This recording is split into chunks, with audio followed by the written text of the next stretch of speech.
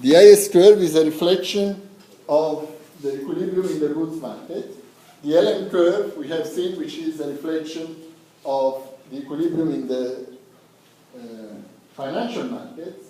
And we have seen what are the external factors that can alter those curves. So some of those factors are policy tools that policymakers can use to affect, influence economic outcomes. So such policy tools are typically monetary policy and fiscal policy.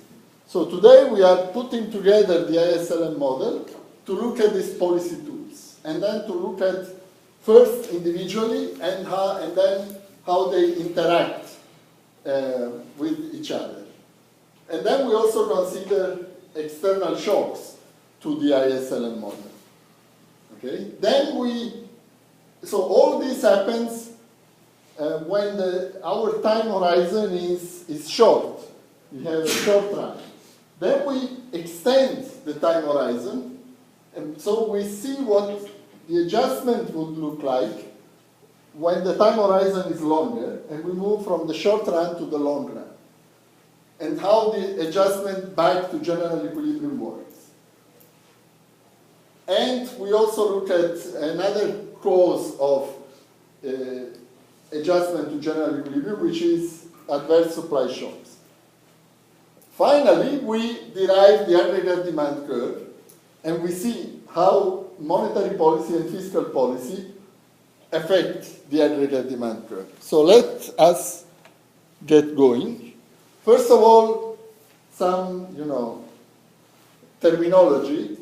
When we talk about monetary contraction or monetary tightening, that means we are talking about a decrease in money supply. When the central bank, the State Bank of Pakistan, decreases money supply, then we say that it applies a policy of monetary tightening. On the other hand, if it's increasing the money supply, then we talk about monetary expansion. Okay? All this, whether monetary tightening or monetary expansion, will only affect the LM curve, not the IS curve. All right? So once we are clear about this, we want to use the ISLM model to see what happens as a result of this type of policies, monetary tightening or monetary expansion. So the ISLM model can be represented by a graph with two curves, the IS curve and the LM curve. Behind these curves, there are two equilibrium relationships. One for the IS curve, which is the equality between output produced and demanded, which is the sum of consumption, investment, and government expenditure. The other equation is the one behind the LM curve, and it's the equality between money supply, real money supply, nominal money supply divided by the price level, so real money supply, and the demand for money, which is a function of the interest rate, the negative function of the interest rate, remember, and of the level of income, the positive function. So more income we have, more money we demand. Okay, so given these two equalities, we have the ISLM model. Now, in case of a monetary expansion, increase in M, how will that affect the ISLM model? So we already know, we had seen last time, what happens to the LM curve in case of increase in money supply. Remember what happens? In case the money supply increases. The LM curve will shift to the right. Okay? So we start from an initial equilibrium pair, interest rate R1, output Y1.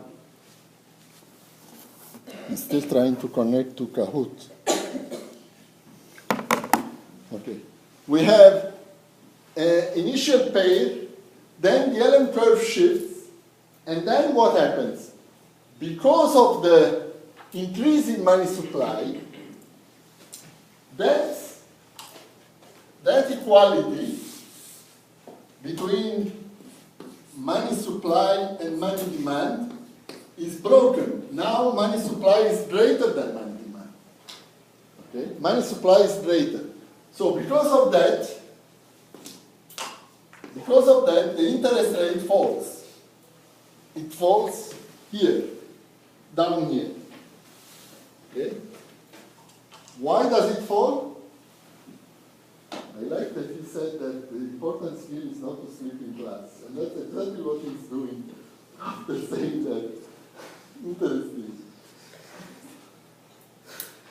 Anyway, why does the interest rate fall if money supply is greater than money demand?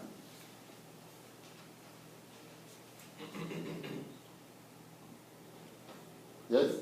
People will start investing in non-monetary assets, and the price of those will increase, and that have an inverse relationship. Exactly. So because of that, the interest rate falls.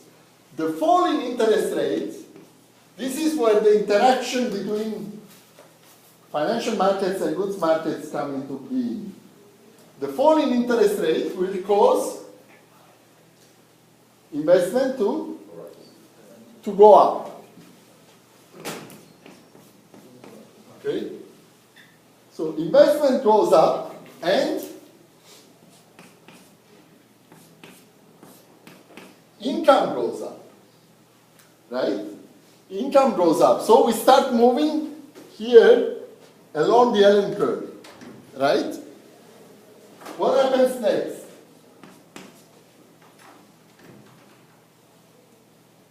Now, in the interaction, we are back in the financial market. What happens in the financial market when income goes up? No? So the money demand goes up. The money demand goes up. Remember we said that money demand is a function of the level of income. Money demand goes up. So when money demand goes up, then the interest rate will go up, but not as much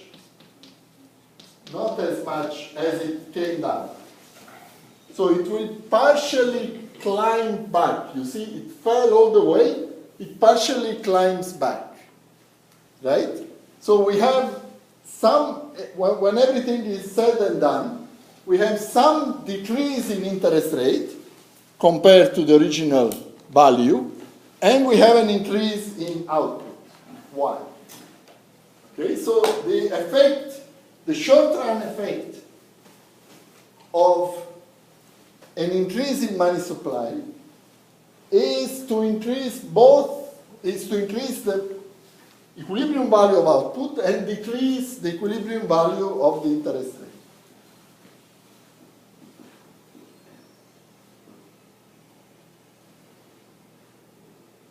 So all this is happening in the short run, which basically means at a given price level. We are not looking at changing prices here. The price level is given. That is why we talk about the short run. Okay? Now, next in line is another policy tool, which is increasing government expenditure. What happens when the government decides to increase G? We already know, we had seen before, the IS curve will shift to the right. Okay? The IS curve shifts to the right, and we had also seen that the size of the horizontal shift to the right is going to be equal to 1 over 1 minus marginal propensity to consume times delta G. That's the size of the horizontal shift. So is that the end of the story? Yes or no? No. So can anybody complete the story? What happens after that? So income increases by this amount. Then? Demand for money increases. Then demand for money increases. Demand for money increases due to higher income. Then? Interest rate falls. Sorry, interest rate rises. Interest rate rises because now there is an excess demand for money in the money market. So interest rate rises until we reach this point there. So then the increase in interest rate will lower investment, right? Will lower investment. And therefore we have a partial decrease in output. So the final total increase in output is not as much as this, it's less than this, right? We have an increase in interest rates and an increase in output. But the increase in output is not equal to the horizontal shift, it's less than that. So what happened?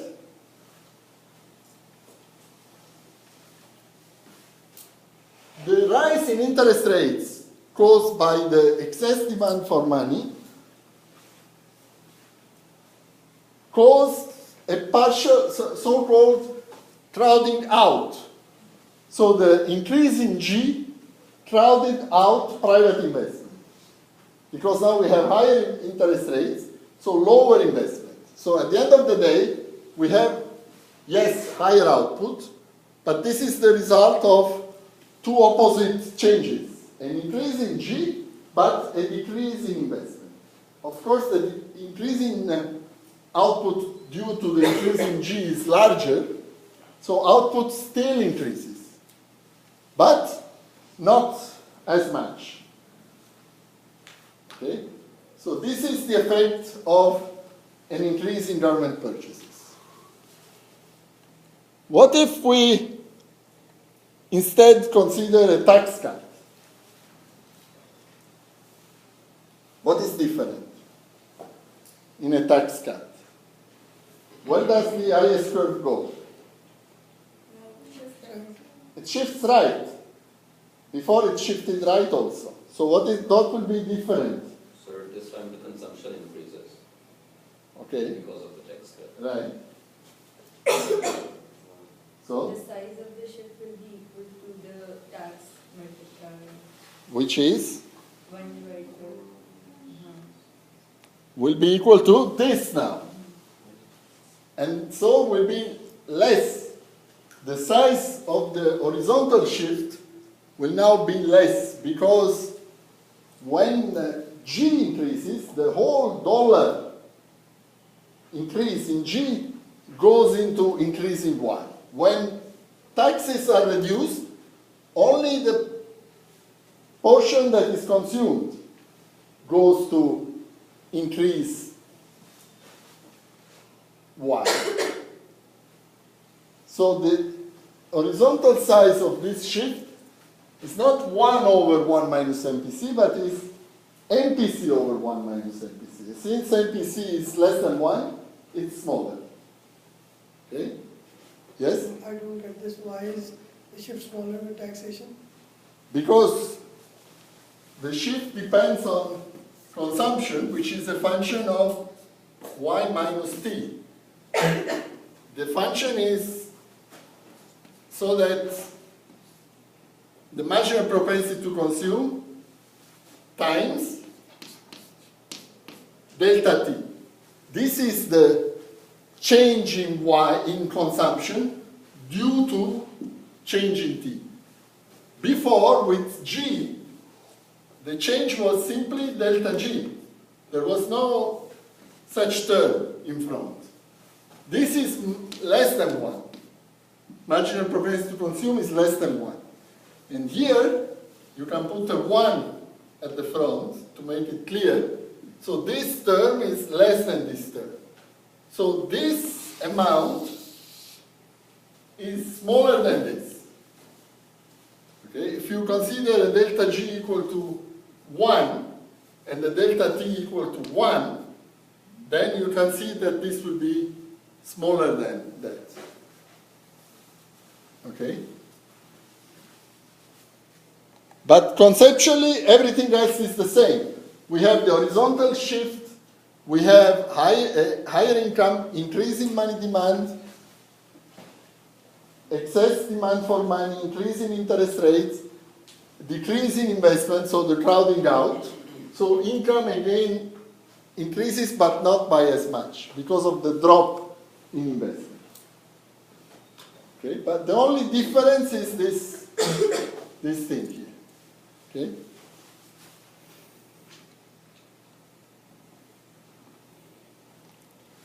So both increase, income and equilibrium interest rates. Now, if we instead have a tax increase, then everything is on the other side. So the IS curve shifts to the left because of a tax increase. Okay?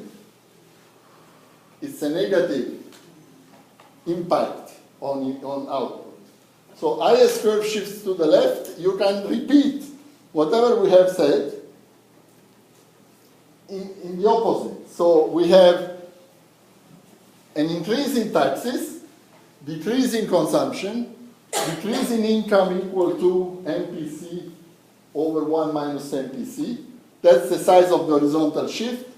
Because of that, there is a decrease in money demand, so interest rate goes down, and investment increases, which makes income fall, but not by as much as the horizontal shift. Okay, so that's an increase in taxes. Any question? Is it all clear? Yes? Can you go to the previous slide? Yes? So why is there a negative sign with MPC over 1 minus MPC? If the sign was positive, then you would have a decrease. Because you are talking about a tax cut. So this is negative. Tax cut means a decrease in taxes. Okay? So if this is negative, and if there was no minus sign here, that means instead of an increase in income, you would have an increase in income, which doesn't make sense. To make sense, you need to have minus and minus, the two minus cancel each other, so you have an increase in income as a result of the decrease in taxes. Okay? It comes from here actually. This is the minus sign. When you do the algebra, I did it last time, okay, you have the equation y equal c y minus t plus I plus g, and then you consider the changes. Delta y is equal MPC delta y minus, you see this sign here, MPC delta t plus delta I plus delta g. That's the entire story. Then some of them are 0. When you cut taxes, this is equal to 0, this is equal to 0. So what matters is this one. Okay, so you bring it to the other side, you bring this term to the other side, but this is left with the negative sign. It comes from there, the negative sign. Okay?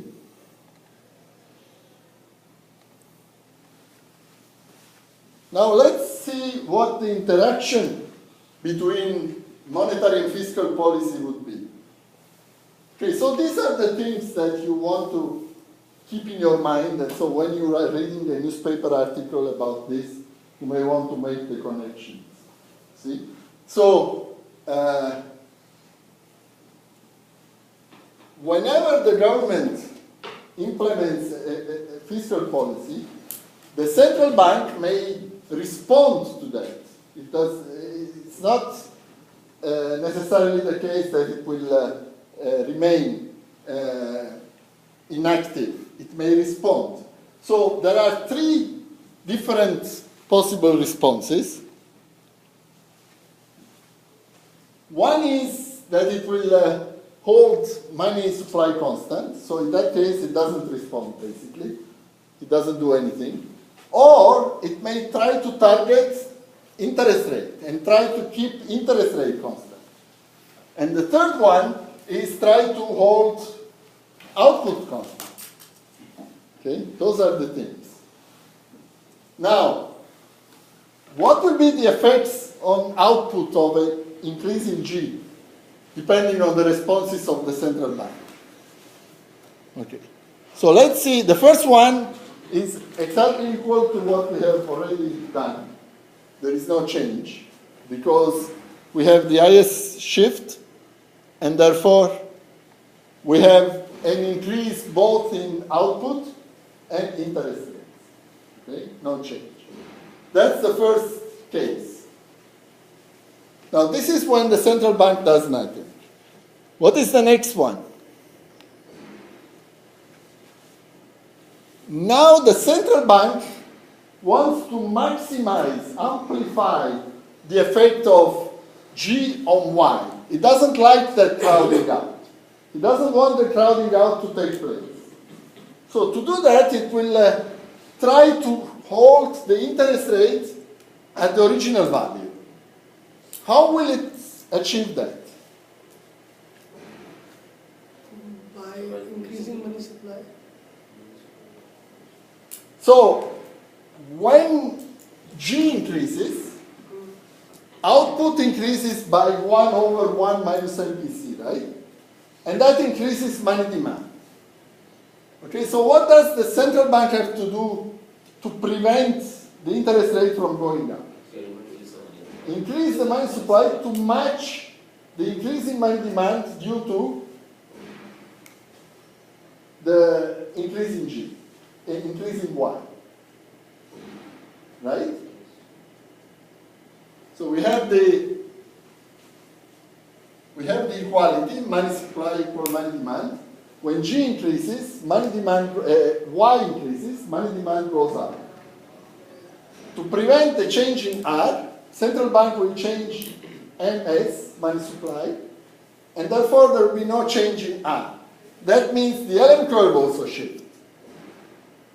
And so we now have, what is the size of the change in Y now?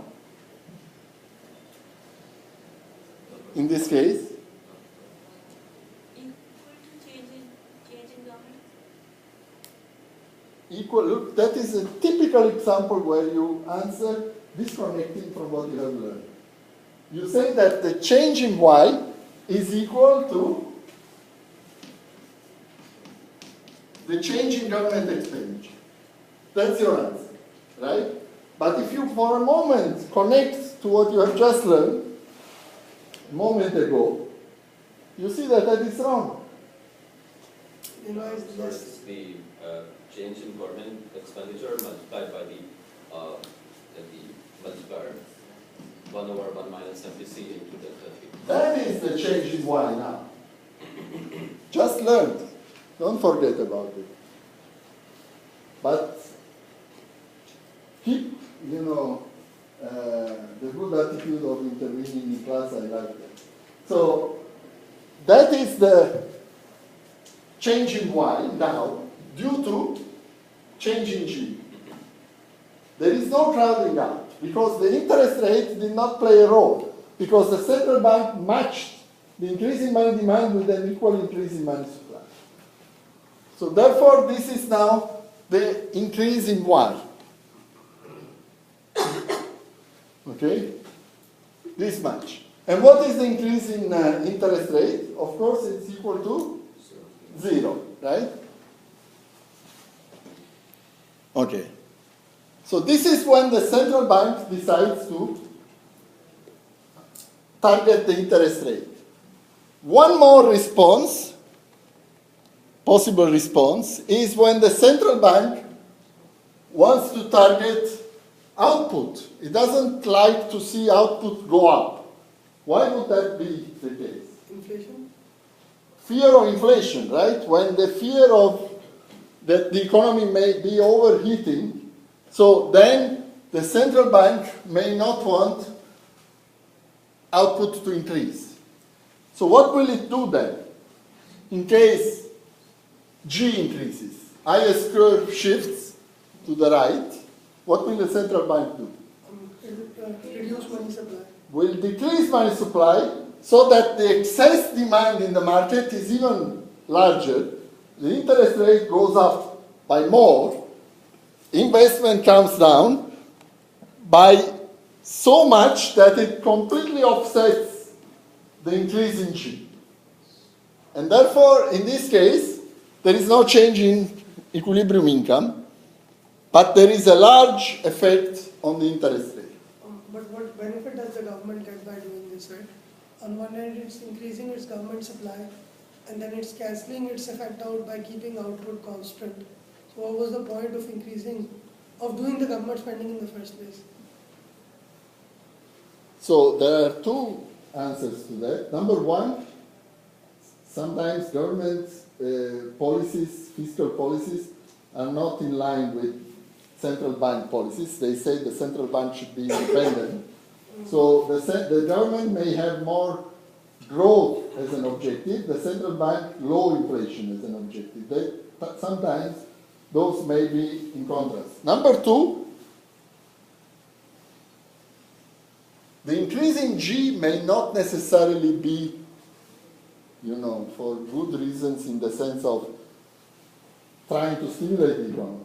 So if that was the case, what you are saying is right. If they want to stimulate the economy, they know that central bank will react that way.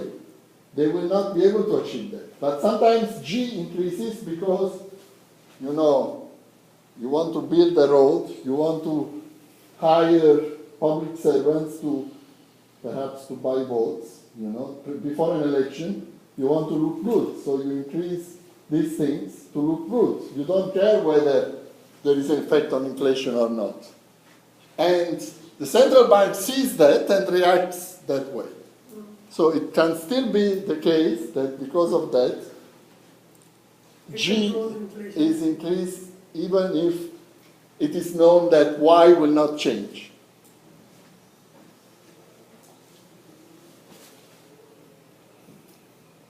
Okay? Here, in this slide, you see the values of fiscal multipliers coming from a simulation, from a macroeconometric model. So there is the government expenditure multipliers and the tax multipliers. Okay? Of course, the tax multipliers have the minus sign, as we discussed. You can see number one, the expenditure multipliers in absolute values, they are larger than the tax multipliers because of what we discussed with respect to 1 and MPC, to the difference between the two. And second, these two are different. This is larger because this is the whole horizontal shift. And this is not. This is with the crowding out taking place. And the same is true here. This is the whole shift, and this is when the crowding out is taking place. Yes? Crowding out is when, due to the increase in, so you have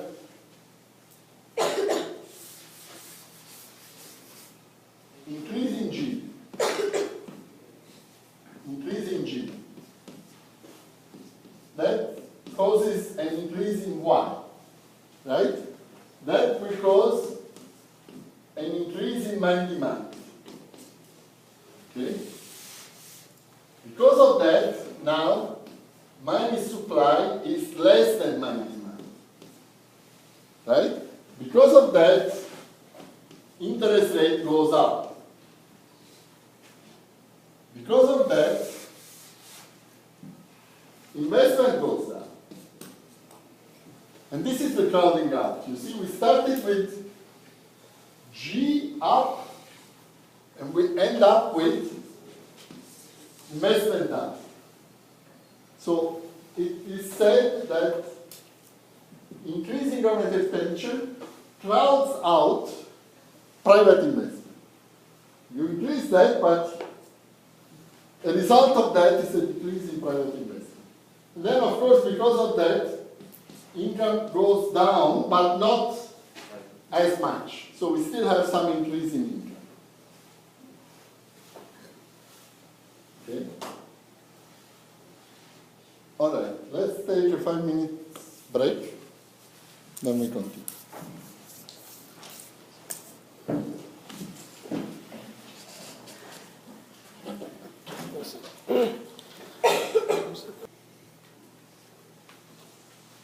All right, so the IS curve is not only shifting because of policy measures, like changes in G or T, but can also shift because of external shocks, because of changes in wealth, all of us wealth. So if there is a stock market crash or boom, then there will be a change if people widely hold shares in the stock market, then they will suffer a boom or crash, okay? Their wealth will go down. So that will change their consumption, and that will also shift the IS curve. Similarly, if there are shocks to, business confidence or consumer confidence, then there will be changes in investment or consumption, and this will also shift the IS curve. That is why we have quite a few, consumer confidence surveys, business confidence surveys, because analysts want to have an idea what is consumer confidence like, what is business confidence like, so that they can sense if there is any likelihood of a shock, and for the IS curve to shift. Okay. Similarly, in the financial markets, there may be exogenous shocks to money demand. Like if suddenly, all the ATM machines were out of order, we would want to have much more money in our pockets, right? So that is a shock to money demand. And that will shift the LM curve. Now let's move to a very important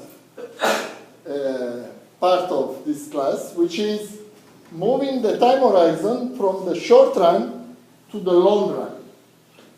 What does that mean, basically? It's a matter of bringing into the picture now prices, right? So far, we have been talking about the economy, and we have not mentioned prices. We have not been talking about prices, because we were assuming that the price level was fixed in the short run.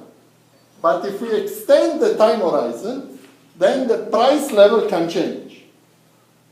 Now, what is important to realize is that in the ISLM model, the position of the LM curve depends on, is a function of the price level. Why? Why is that? Why does the position of the LM curve depend on the price level?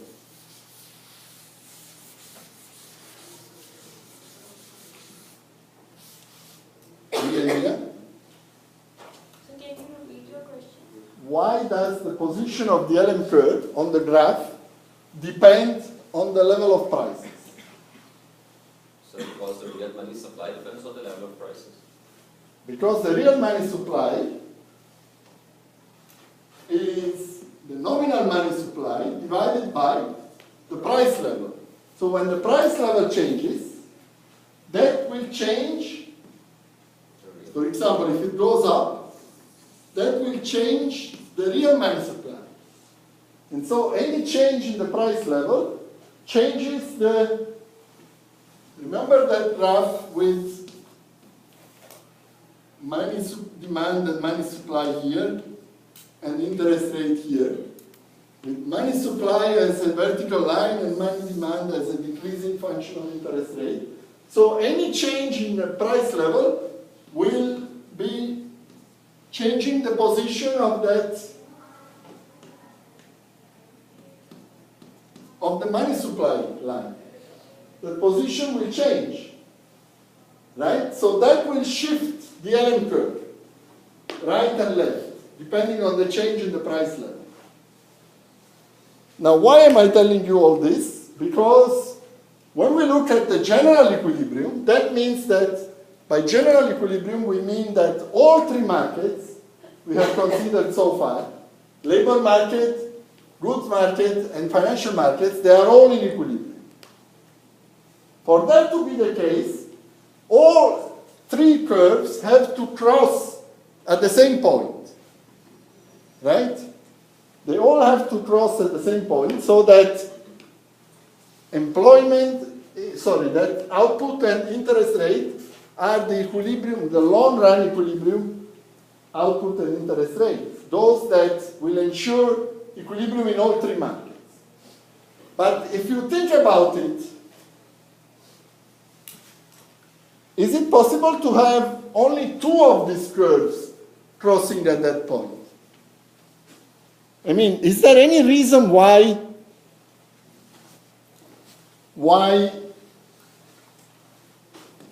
the LM curve should cross at that point? Can't we have a situation like this, with the full employment line,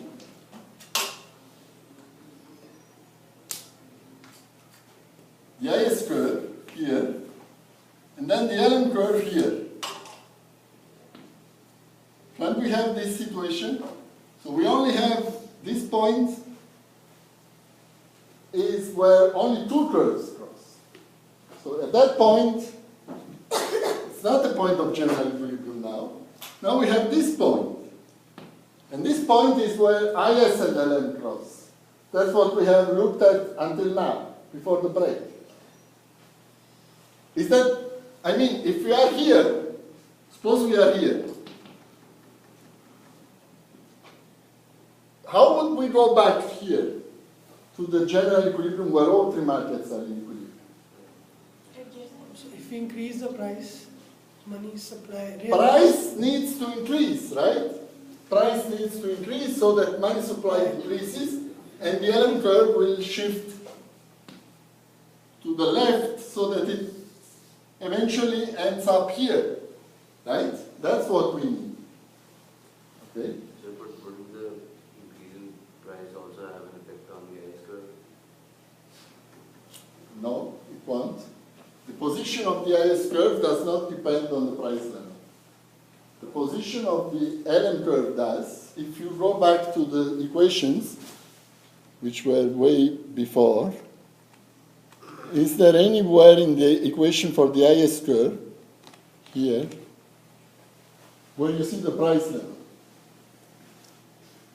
Do you see the price level there anywhere? That's the equation for the LM curve. This is the LM curve. I'm talking about the IS curve. This is the IS curve. This is the equilibrium in the goods market. Is there anywhere price there? No. This is the equation for the LM curve. This is why the LM curve depends on the price level.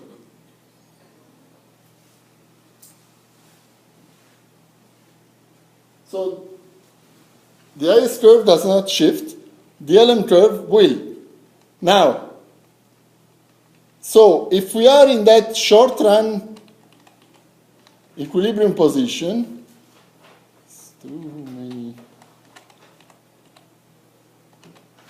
if we are in that short run equilibrium position here,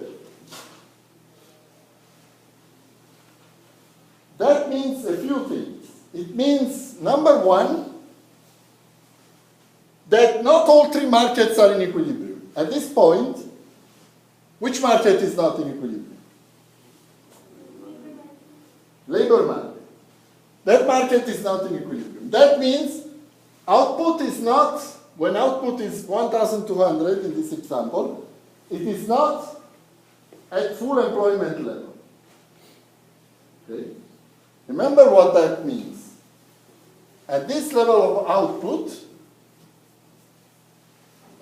in the labor market, there is no equilibrium between labor demand and labor supply.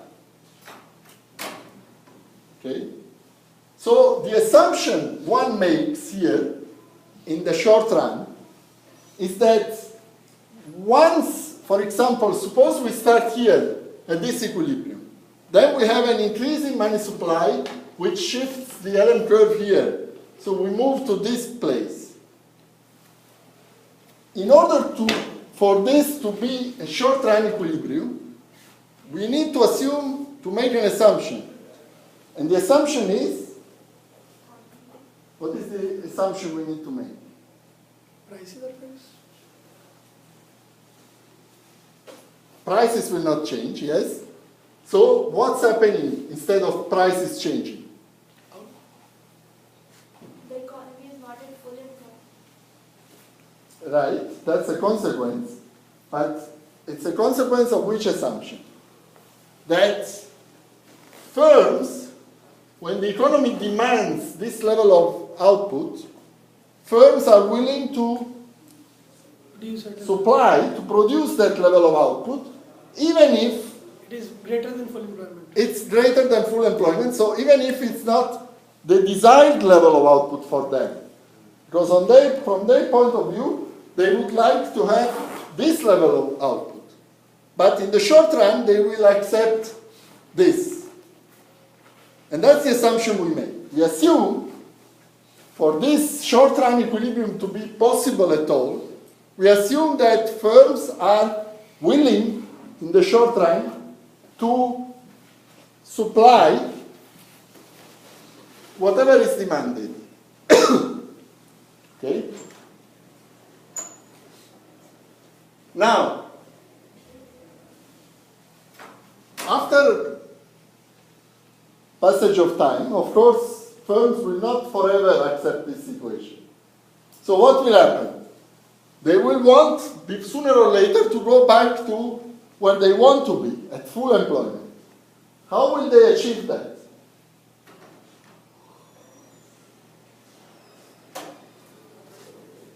Increasing prices. Increasing prices, exactly. They will put upward pressure on prices so that money supply goes down, the LM curve shifts, and the economy goes back to E.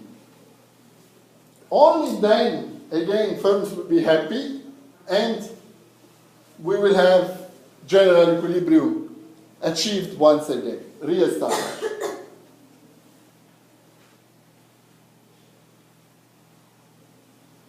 Okay? So in the short run, we have an increase in output. In the long run, we have an increase in prices. And output will go back to the full employment level as a result of an increase in money supply. So, but the ISO can also shift in order to go to the. You are confused by these shifts. Already I can see that you are shifting curves when they should not shift. We are talking about an increase in money supply here. That will shift the LM curve only. There is no effect on the IS curve. One. So we move to F, right? Once that happens, then over time, there is a desire by firms to increase the price level. So when that happens, the increase in price level will not shift the IS curve. Why would you envisage a shift in the IS I'm curve? saying that if there is another possibility that, I mean, if contraction, sorry, there is a fiscal expansion. Oh, well, that's, of course it's possible, but in that- we are now considering the effect of a monetary expansion. So, in case of a monetary expansion, the initial shift is of the LM curve. If it's a fiscal expansion, then the initial shift is of the IS curve, But the final adjustment back to general equilibrium always has to happen through a shift of the Allen curve, because prices, change in prices, will change the Allen curve, not the IS curve. So even if you originally have a shift on the IS curve, then the return back to general equilibrium is through a shift of the Allen curve.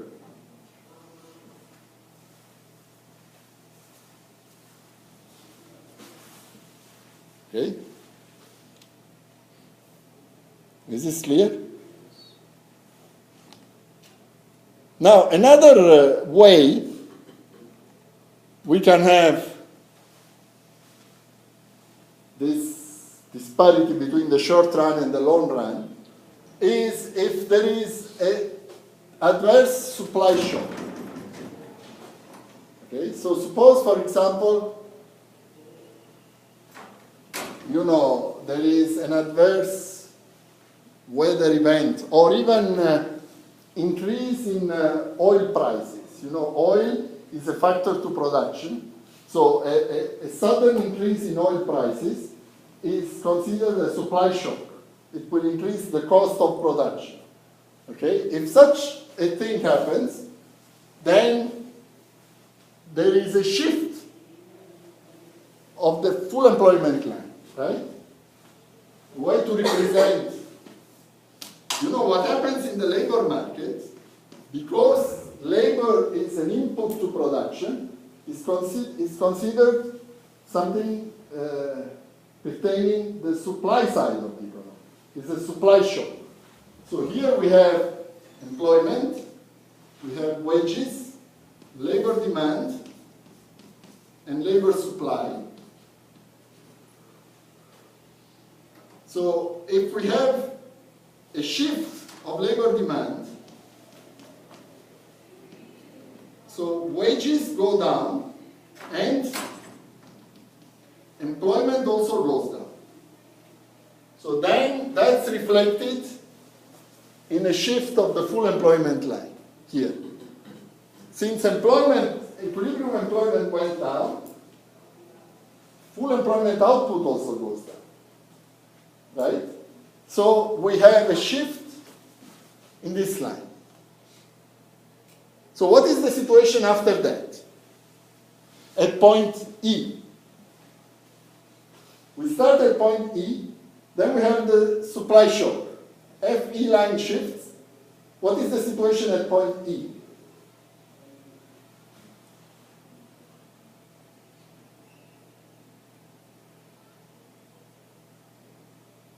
What's happening at point E after the shift in the full employment line?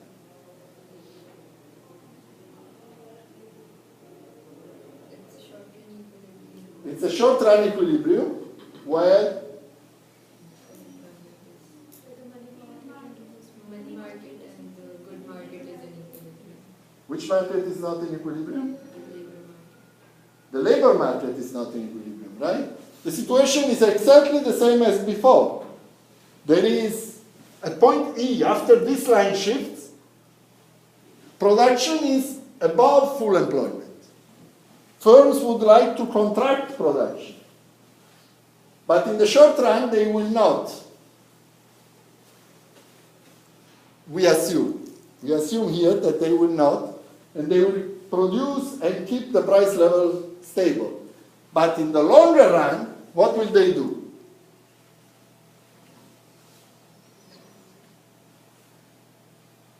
They will increase the prices, causing a decrease in money supply, and the economy goes back to, actually it goes there for the first time because the FE line wasn't there before, goes to point F. Okay? It goes to point F.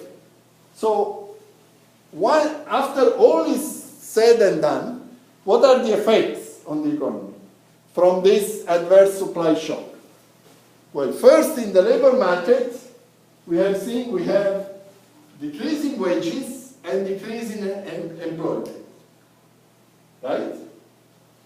Number two, we have higher interest rates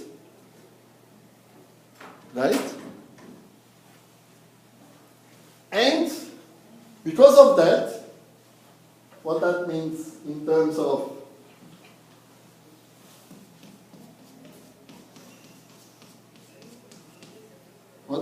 does that mean here? Higher interest rate. Lower investment. Lower investment, which means lower output. Okay? And lower output also means lower consumption. So, overall, we have lower output, higher interest rate, lower consumption, lower investment, lower wages, and lower employment.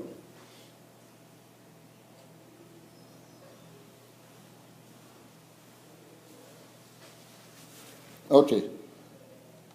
So now we want to turn to the demand curve. So now we are equipped to study how to derive the demand curve. Why? What is the demand curve? Aggregate demand curve.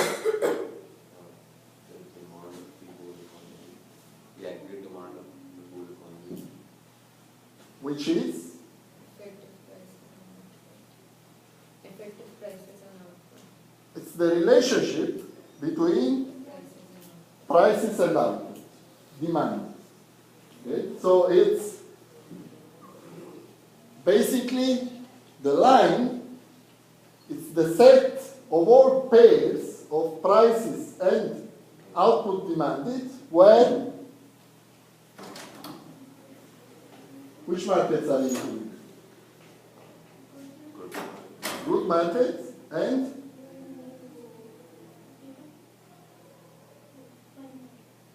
money market, financial markets. Good markets and financial markets, right? Those are in equilibrium on the demand curve. You will see why. How do we derive the demand curve? We start from the ISLM model. Okay? What is the first step?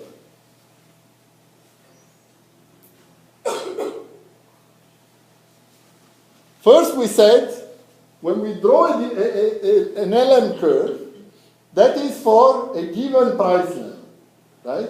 So let's do that. Let's draw an LM curve for that price level, P1. That will give us an equilibrium level of income, right? At this price level, P1, we have a given LM curve that gives us a given equilibrium output. All we have to do is to plot in this graph what that point is, where that dot is. So we have P1 here, and all we need is Y1. So that's the first dot. Okay? What is the next step?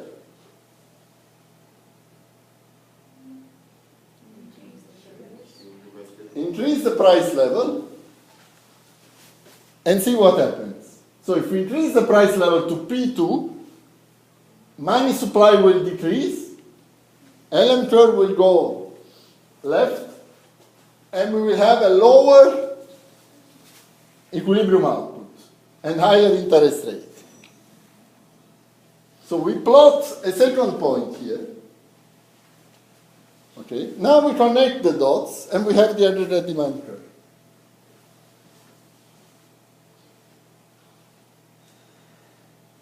So basically, the story behind the aggregate demand curve is that when prices go up, money supply decreases, therefore the LM shifts, interest rate go up, investment goes down, and output goes down.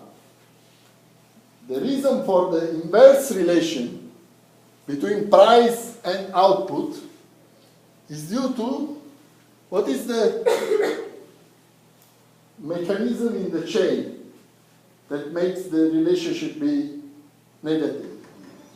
The interest rate, right? It's the increase in interest rate that reduces investment and output. Because of the increase in price level, money supply decreases. So once that equality between money supply and money demand is broken, then the interest rate will go up. And because of that, investment goes down and output goes down. You have taken a course in microeconomics, right? At least one, if not two. So you have seen the demand curve in microeconomics. So that is a curve where you put quantity demanded, you put price, and you have a downward sloping line. So what is the difference with this one? Is there any difference?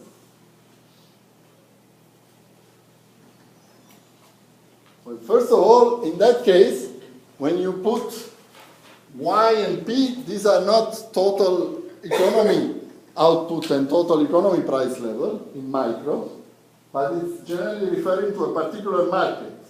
So, for example, might be output of, tomatoes and the price level of tomatoes, of smartphones. It's a particular market, right?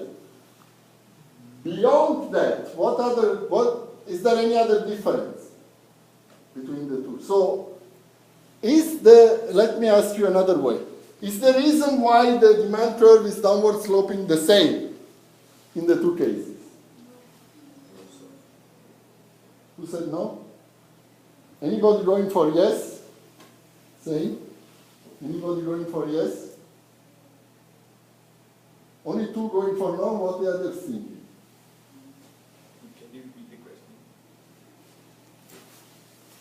This demand curve is downward sloping.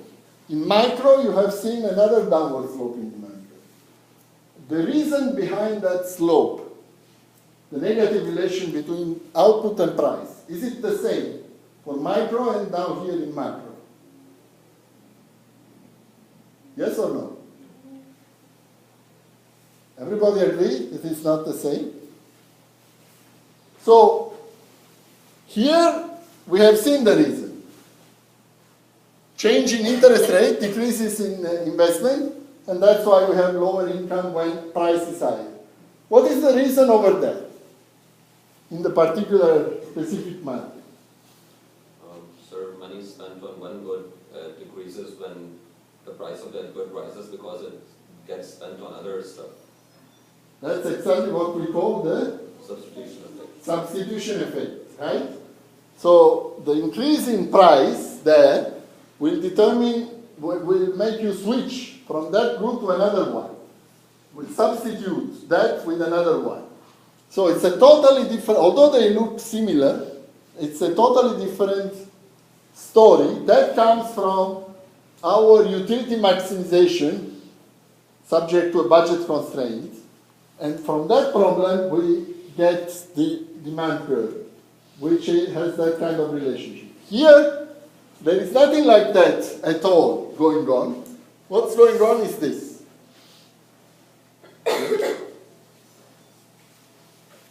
Okay. So, same thing so that previous slide you saw was from one of those two required textbooks, which is Mankiw. This one is from Abel Bernanke and Khrushchev. Okay, it's the same thing. Okay, so what happens if we consider monetary policy now for the aggregate demand curve? Okay, so we increase money supply. The central bank, we start here with a given price level, given level of money supply. Central bank increases money supply, and the curve will shift right. Okay?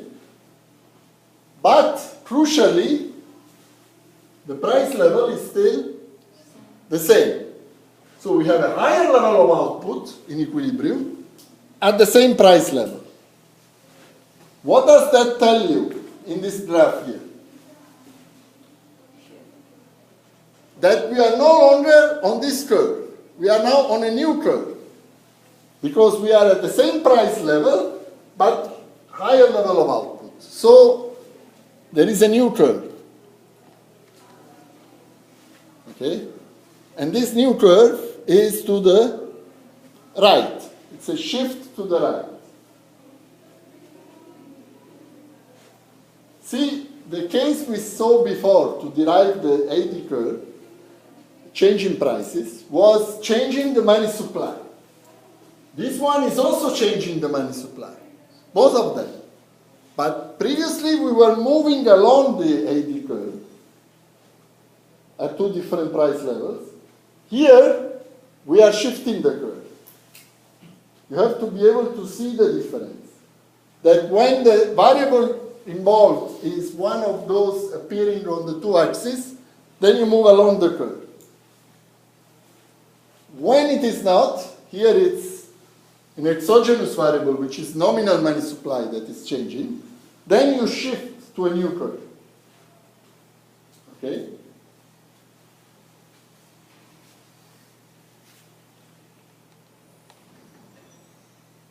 With respect to the fiscal policy, if G increases, IS curve shifts,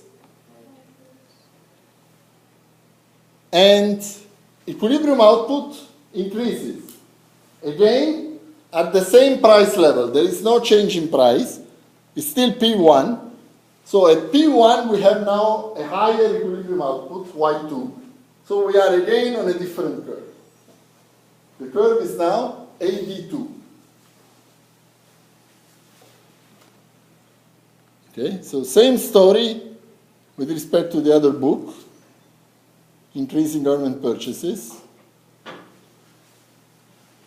So, I want now to recap the story about the aggregate demand curve.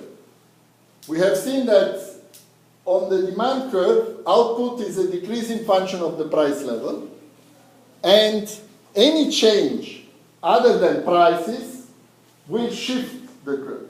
So any, fiscal or monetary policy change, external shock, it will shift the curve. So if you want to put in a table all the reasons why the AD curve is shifting, you have a table like this one. Does it look familiar? Why?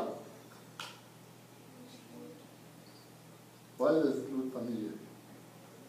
They call these shifts in the hours. Because this part is exactly Shifts in hours. the table you have seen that was a summary of the shifts in the IS curve. And this part is exactly the shifts you have seen in the LM curve. So this table is like those two tables stacked on top of each other. Okay? So anytime IS LM curves shift around, except that when they shift because of changes in prices, you have shifts also of the AD curve. Of course, if prices determine shifts of the LM curve, then you don't have a shift of the AD curve, you are moving along the AD curve. Is this clear? Okay. So, I'll stop here. I went to Arrow in the break. I really told them that we need to change this venue. I told them that I'm expecting Friday to be in a different venue. And I made my case very strongly. So I hope that, so don't be surprised if Friday we will not be having our class here, but if we are still here, that means I needed to be even more, assertive.